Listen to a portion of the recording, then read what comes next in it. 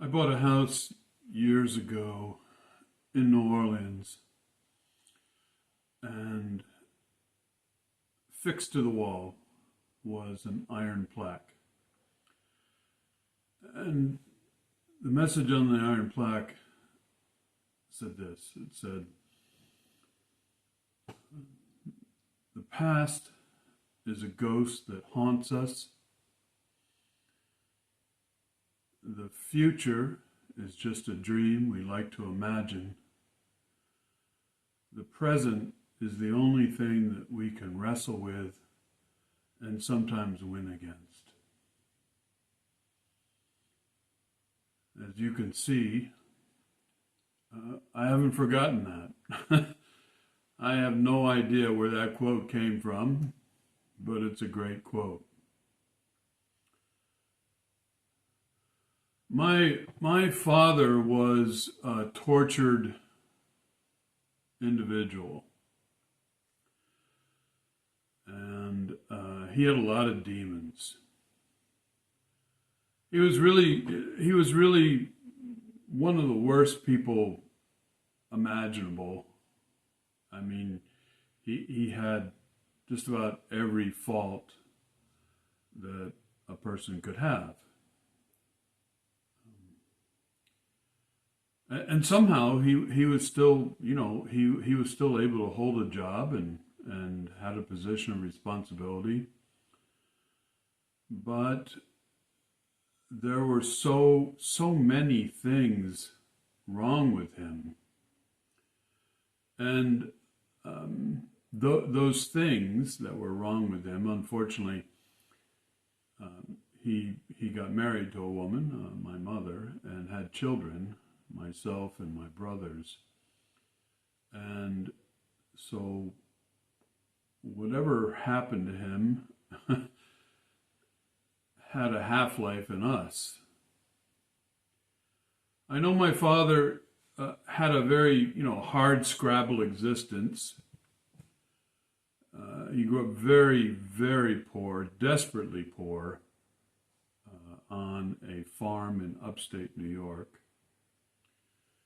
And his father abused him physically and emotionally. And his mother, from what I understand, I don't know much about his family's history. I don't know much about my own family's history. His mother just looked the other way. And so all of this, terrible upbringing then changed dramatically, and not for the better, because his father then died of brain hemorrhage. My father was the one who found his father dead.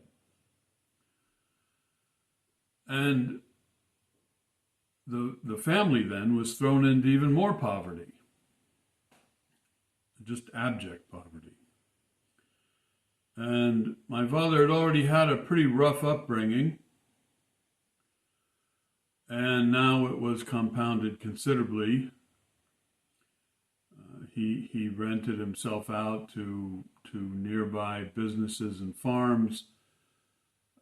I know that for years, as a teenager, he fought in bars. This was not unusual at the time. He fought in bars.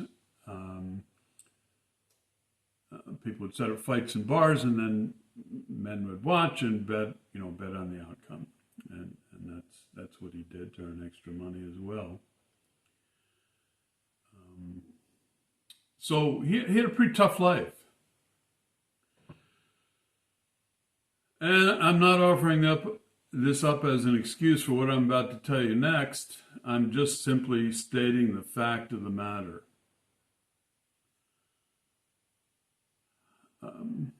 My father was an extremely volatile person in terms of temperament. Anything would trigger his anger, and that anger could quickly explode into just absolute fury. I mean, he was a force of darkness.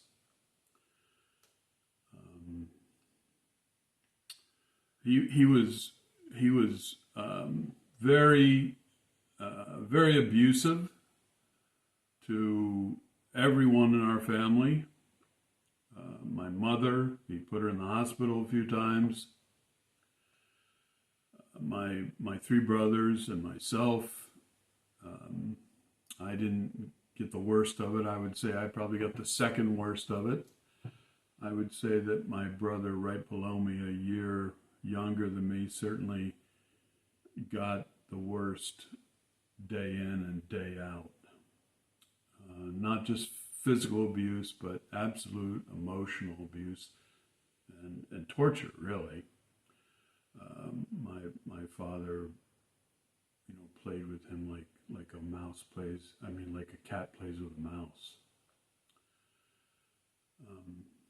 So I would say he probably got the worst of it, and I probably got the second worst of it. Although my father didn't, to my knowledge, never tried to kill him, and my father did try to drown me twice.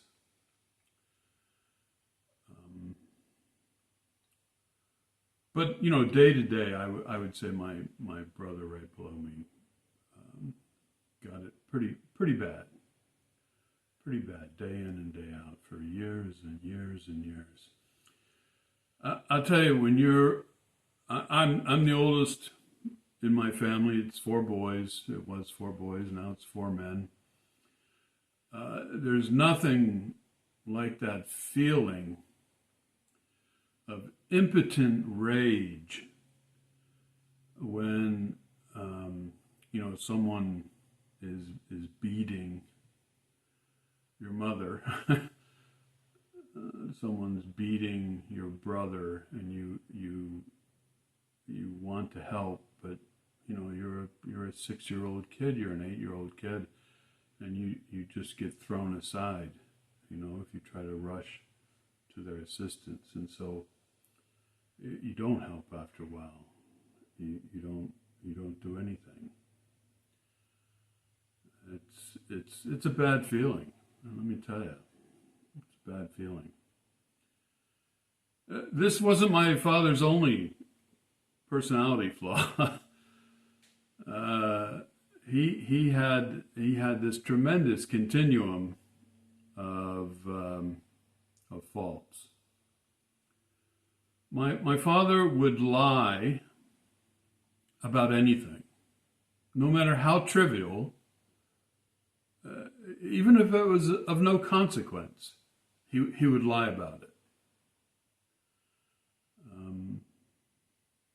I don't know why exactly. My father also, although he made an excellent living, and my mother also made an excellent living, so our household income was good. Good for the times. Quite good.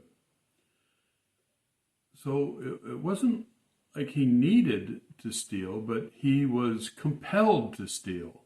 And he stole everything. Everything he could get his hands on. He would steal from retail stores. He would steal from neighbors. He would stop the car if there was a broken down car, a stalled car on the side of the road, and steal something off the car. He stole from work, his office. He would steal. I mean, this was the '60s. He'd steal electric typewriters, IBM Selectric typewriters.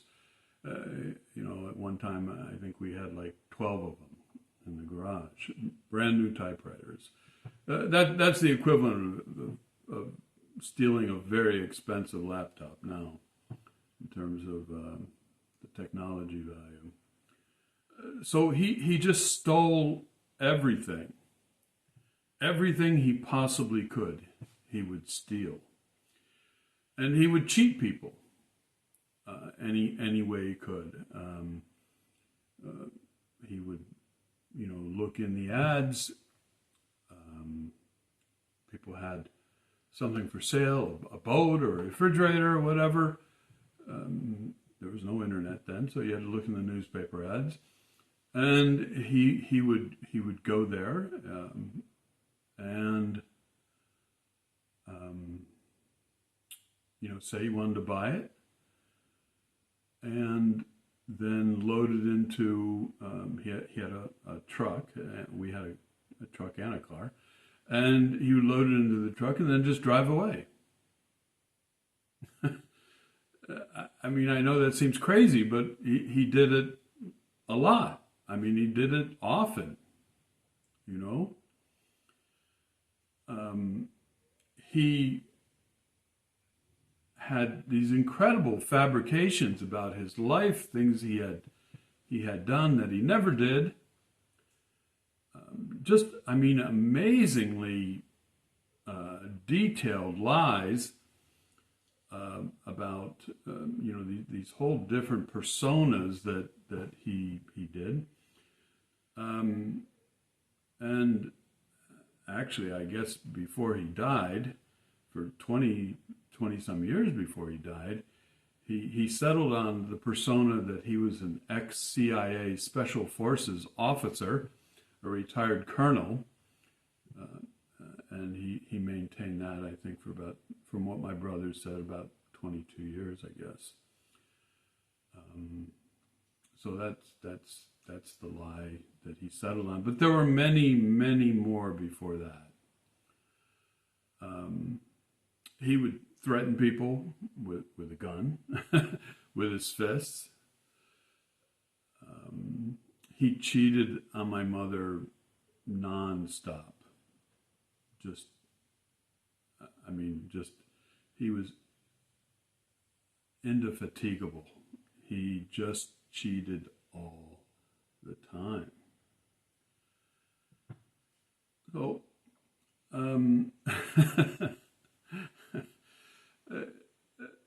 you may be looking at this right now and go, my God, I mean, this guy, he was not a good person. No, he wasn't a good person. And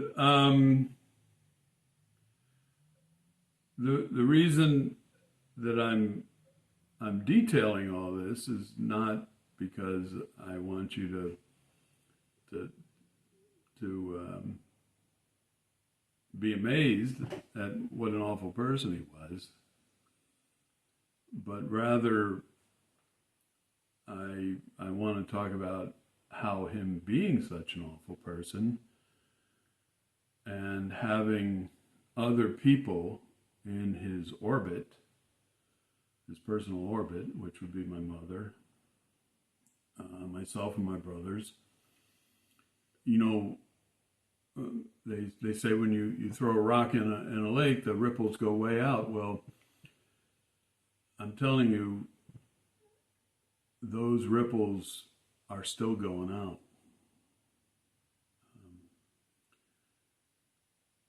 I would say that my brothers and I were pretty much just cowed and terrified, most of our lives growing up. I mean, he was completely unpredictable. And like I said, I mean, his fury would come on almost instantaneously. All of my brothers got hit. I did too. I mean, he put a hook, a metal hook, that we were using to latch on to hay bales. He put that through my hand all the way, just here, and came out the palm. Fractured something in my neck. He hit me with a shovel. Gave me multiple concussions. And I didn't get the worst of it. Like I said, I didn't get the worst of it. This kind of stuff, it follows you, right? It follows you around the rest of your life. I mean, it messes you up. And it's messed all my brothers up. You know, it's just, it's impacted their lives considerably. They have difficulty. They've had difficulty in relationships, as I have, and they have, you know, trust issues, as you might imagine. You know, they have you know, issues with violence, either against them or themselves perpetrating that violence, as do I. And you know, this stuff, it sticks with you. It just never goes away. I'm 67. I'll be 68 soon, and it's still dogging me. You know, I got to be honest with you. Let me just give you one example. This is just one example out of a universe of hundreds of examples how that kind of home life affected me. So, after my daughter was born, I only have one child, a daughter. After my daughter was born, I became obsessed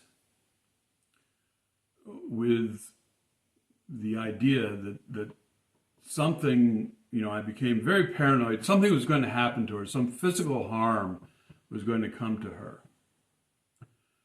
And I know this sounded crazy and sounded illogical, so I just never voiced this because I have enough self-awareness to you know, not display craziness, right? But so this is what I used to do. I made my wife at the time, you know, certainly unsettling for her, I'm sure. I would get up in the middle of the night. I've never slept well my whole life. I would get up in the middle of the night, say 2 o'clock. I would get up at 2 o'clock, 1:30, 2 o'clock.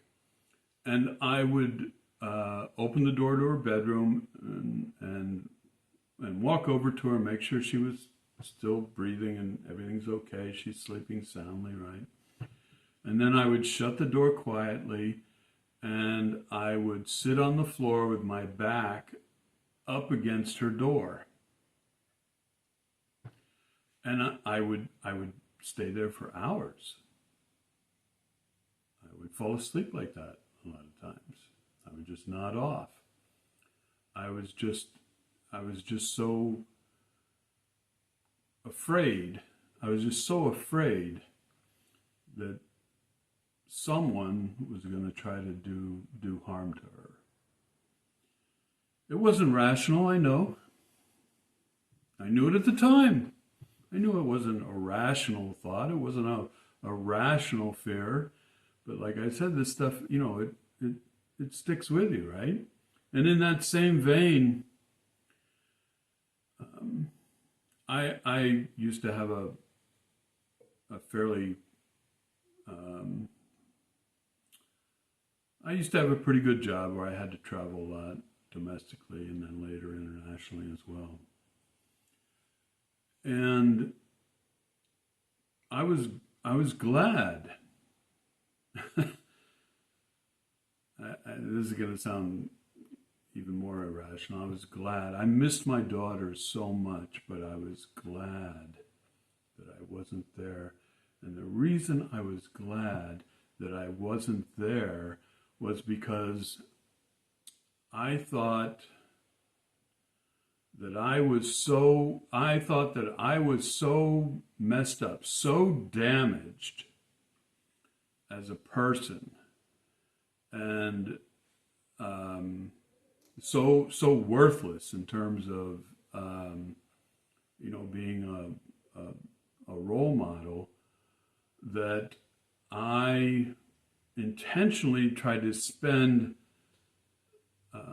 as little time as possible with her. I tried to meter out that time because I was afraid. I know that this doesn't make sense. I was afraid that just my presence, would somehow mess up her life.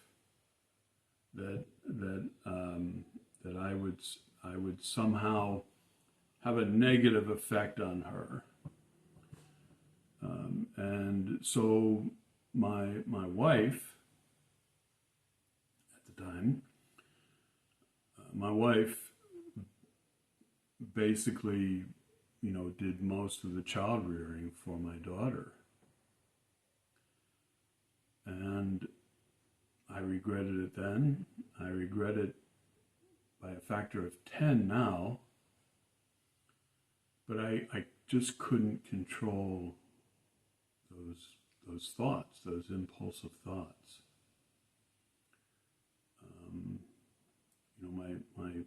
My father had always emphasized, told me, yelled that I was worthless and stupid, and until I think I was like 5 years old, he told people I was retarded, mentally retarded. After you hear that, say 100, 200,000 times, you kind of start to think, well, maybe there's some validity to that. You can't help yourself, right? Even though, again, that it's not logical, but that's what you end up doing. So I missed out. I really missed out in terms of being around my daughter when she was growing up through childhood, adolescence, teenage years. We're very close now, thank God. But I think it hurt her feelings at the time. I was just sort of always at a distance. I was always sort of being standoffish and remote. And it wasn't because I didn't love my daughter. I love her desperately. Crazy. But I was just afraid that I would somehow, like I said, I would somehow damage her. So that's just one example of how these things, like I said, how they, ripple out. And I don't want to infringe on my brother's privacy, my brother's private lives. I don't want to tell their stories, but they have had issues, certainly, and I would say that two of them still have issues. I have and my youngest brother, he is, he's beset by mental illness. He's been institutionalized 4 times. He is a paranoid schizophrenic that won't take his medication. So yeah, those things, one person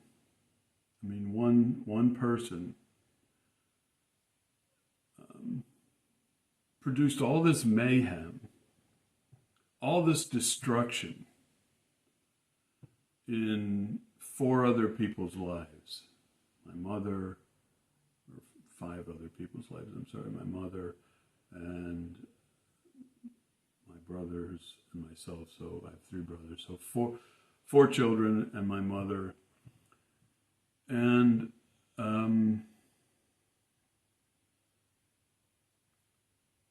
it's a tough scenario, isn't it? Mighty tough. But it happens every day, doesn't it? I mean, every day. It's happening right now as you watch this video. It's happening not just once. It's happening all over the world.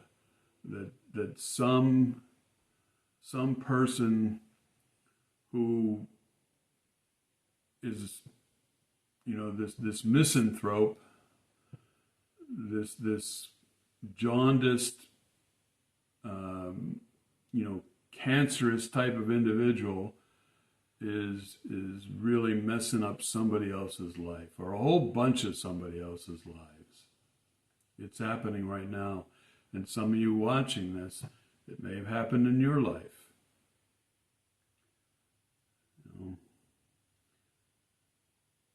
I know that in my brother's lives, and certainly in my life, there have been very dark moments. I've been in a dark valley sometimes for months, a year, 2 years, where everything just was so painful. Life itself was so painful. Just living was painful. And, at that point you think, well, if it's so painful, why should I keep living? And I would say to you, to any of you, because I've been there at that moment, I would say to you,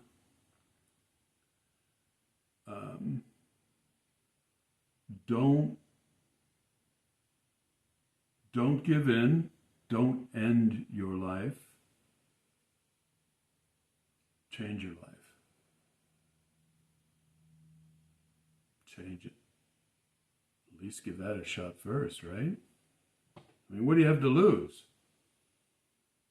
Right? Change your life. Get another job. Fall in love. Move to a new city, move to a new country, get a dog, get a cat, get a dog and a cat. What do you have to lose? You were just going to throw it all away. So what if you go broke changing your life?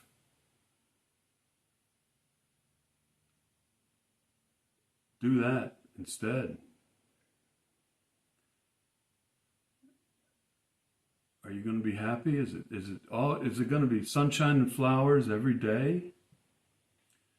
No, it really isn't. But you can be less unhappy. And less unhappy works pretty well too. Take it from me. Less unhappy works pretty well.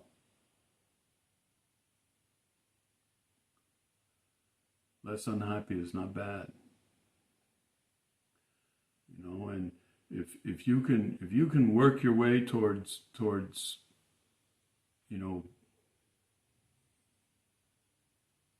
sort of happy, punctuated by infrequent bouts of actual happiness, then hey, you're on easy street then. And that's what I suggest you do. That's what I suggest you do. Don't let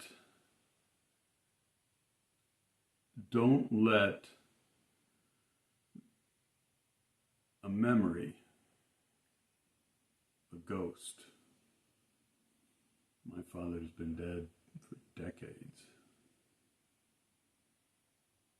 Don't let a memory and a ghost control your life now and the rest of your life later. Don't do it.